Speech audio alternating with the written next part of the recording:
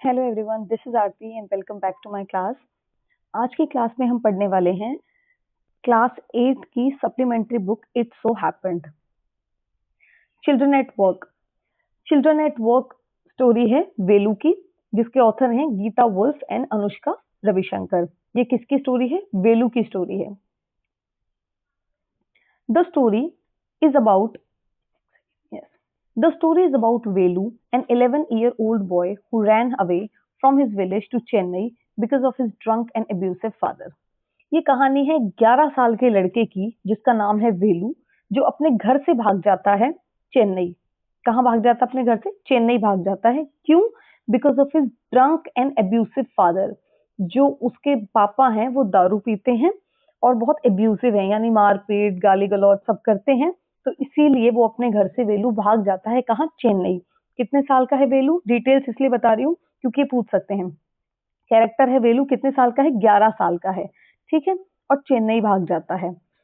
ये भी पूछ सकते हैं क्यों भाग जाता है? Because of his drunk and abusive father. Hungry and tired. अब वो भाग गया, उसके पास ना कुछ खाने के लिए है, थका हुआ है और टायर्ड है। थका हुआ है, टायर्ड है और हंग्री है, यानी भूखा है। Velu reach the big city and was confused by the crowd.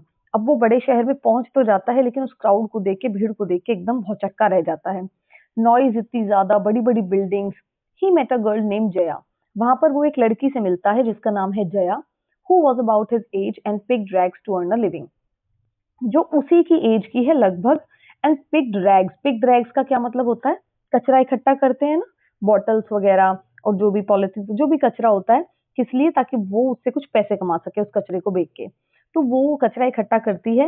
Earn a living, earn a living का मतलब होता है कि रोजी रोटी कमाना, यानी डेली वेजेस कमाना, कुछ पैसे कमाना, जिससे हम अपना सर्वाइवल कर सकते हैं। Alright, Jaya helped Velu get food from the garbage beans outside restaurants. अब जया वेलू को हेल्प करती है, उसको लेके जाती है। जया, चलो तुम मेरे साथ चलो। पहले पहले तो वेलू जाता नहीं है उसके साथ, मना कर देता है, लेकिन बाद में जया चल देती है, बोल देती है ठीक है नहीं जाना तो बैठे रहो यहाँ। लेकिन जब वेलू को लगता है कि अगर मैं इसके साथ नहीं गया तो फिर कहाँ जाऊंगा, कुछ खाने के लिए भी नहीं है, तो वेलू उसके साथ चल पड़ता है। तो जया क्या बोलती है कि रेस्टोरेंट्स के बाहर कुछ गार्बेज बिन्स हैं, यानी कचरे के डब्बे, उनमें कुछ खाना पड़ा हुआ हो तो तुम उससे अपना पेट भर लो। Though the food was dirty. अब गार्बेज बिन्स में तो खाना डर्टी होगा। Velu was so hungry that he ate it. लेकिन वेलू इतना भूखा था कि उसने उसको खा लिया। Now can you see the reality of life? And this is actually reality of life, ठीक है। सबके पास सब चीजें नहीं होती। हम तो ग्रीड के पीछे दौड़ते रहते हैं, लेकिन ग्रीड उनका सोचो, who can't even fulfil there needs, जो अपनी जरूरतों को भी पूरा नहीं कर पा रहे हैं, ठीक है। पेट भरने के लिए खाना भी उनके पास सही से नहीं है। So this is the reality of life and that is why education is very very important. Then Jaya took him to her hut made of plastic. फिर जया उसको अपनी झोपड़ी में ले जाती है जो पूरी प्लास्टिक से बनी हुई है। Plastic sheets near a bridge. जो प्लास्टिक शीट से बनी हुई है एक ब्रिज के पास, एक पुल के पास। Where other rag pickers live, जहां दूसरे रैग पिकर्स भी रहते हैं। Velu was shock to see children living in such poor condition. अब वेलू थोड़ा सा तो ठीक ठाक घर से आया था, लेकिन वेलू बहुत शॉक हो जाता है, बहुत हैरान हो जाता है बच्चों को ऐसी कंडीशन में रहता हुआ देखकर। Collecting waste every day to dream to earn few coins. वो वेस्ट कचरा कलेक्ट करते हैं किस लिए? कि शायद उनमें कुछ सिक्के मिल जाएं पड़े हुए। क्योंकि देखिए जब कचरा कलेक्ट करते हैं तो उसमें कुछ वैल्यूएबल चीजें मिल जाती हैं, है ना। कुछ सिक्के मिल जाएं, कोई चप्पल मिल जाए, कुछ कोई खाना मिल जाए, या कोई ऐसी चीज मिल जाए जिससे वो अपना गुजारा कर सकते हैं। या तो वो चीज को यूज कर सकते हैं या फिर उसे बेच सकते हैं।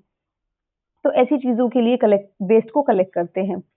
Jaya explained that she had no other choice and that the city people's waste was their source of income. Jaya वेलू को बताती है कि उनके पास कोई और ऑप्शन नहीं है, कोई और चॉइस नहीं है, और जो सिटी के लोगों का जो वेस्ट है उसी से ही उनकी इनकम आती है, 2-4 रुपए उनको मिलते हैं। वेलू realized that surviving in a big city was not easy, but he decided to start working with Jaya for now, till he found something better. वेलू को रियलाइज होता है कि बड़ी सिटी में सरवाइव करना आसान नहीं है, लेकिन वो डिसाइड करता है कि वो जया के साथ काम करेगा फिलहाल के लिए, जब तक उसे कुछ बेटर काम नहीं मिल जाता तब तक। ठीक है, सो ये स्टोरी है, थीम है इसकी। The story highlight child labour के बारे में बताया है, पॉवर्टी के बारे में बताया है, struggle for survival of street children in cities, गली के बच्चे सिटीज में कैसे सर्वाइवल करते हैं उस बारे में इसमें बताया है। इसमें आपसे कैरेक्टर पूछ सकता है वेलू का, जया का। ठीक है, जया क्या काम करती थी ये पूछ सकता है, वेलू क्यों घर से भागा था ये पूछ सकता है, और घर से भाग के कहाँ गया था ये पूछ सकता है। ठीक है, हंग्री, टायर्ड। सो ये मोटी मोटी चीजें हैं जो इसके बारे में हमें याद रखनी है। चलिए मिलते हैं नेक्स्ट वीडियो में नेक्स्ट बुक के साथ। So till then, take care. Bye bye.